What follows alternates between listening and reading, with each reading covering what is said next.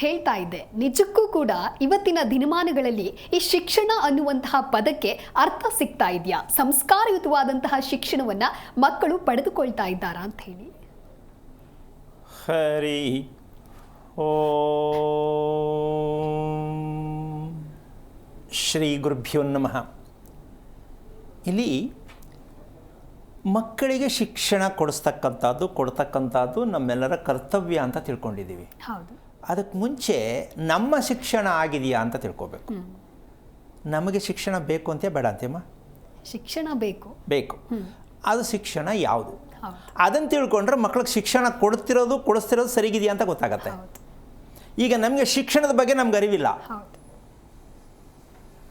ಆದರೂ ಮಕ್ಕಳಿಗೆ ನಾವು ಶಿಕ್ಷಣ ಕೊಡಿಸ್ಬೇಕು ಅಂತ ತಿಳ್ಕೊಂಡಿದ್ದೀವಿ. ನಮ್ಮ ಕರ್ತವ್ಯ, ನಮ್ಮ ಡ್ಯೂಟಿ ಅದು.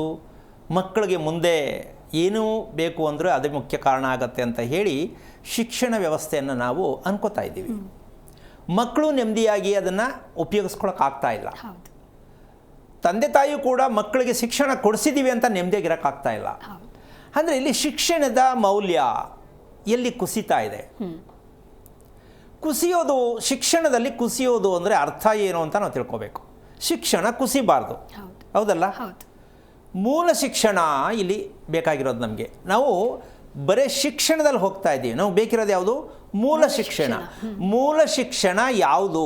ಇದು ಮನೆಯ ಪ್ರತಿಯೊಬ್ಬ ಸದಸ್ಯರಿಗೂ ಕೂಡ ಬೇಕಾಗಿರ್ತಕ್ಕಂತಹ ಮೂಲ ಶಿಕ್ಷಣ. ನಾವು ಓದೋ ಮಕ್ಕಳಿಗೆ ಮಾತ್ರ ಶಿಕ್ಷಣ ಅಂತ ನಾವು ತಿಳ್ಕೊಂಡಿರೋದು.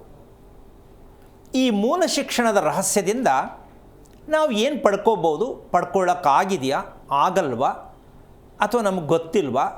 ಇದು ನೀನು ಕೂಡ ಹೇಳ್ಬಿಟ್ಟಿದ್ಯಮ್ಮ. ನಾವು ತಿಳ್ಕೊಂಡ್ರೆ ಶಿಕ್ಷಣ ಸರಿಯೇ, ಆದರೆ ಅದರಲ್ಲಿ ಏನಾದ್ರು ಒಂದು ರುಚಿ ಸಿಕ್ಕಿದೆಯಾ, ನಮಗೆ ನೆಮ್ಮದಿ ಸಿಕ್ಕಿದೆಯಾ, ಆರೋಗ್ಯ ಸಿಕ್ಕಿದೆಯಾ? ಇಲ್ಲ.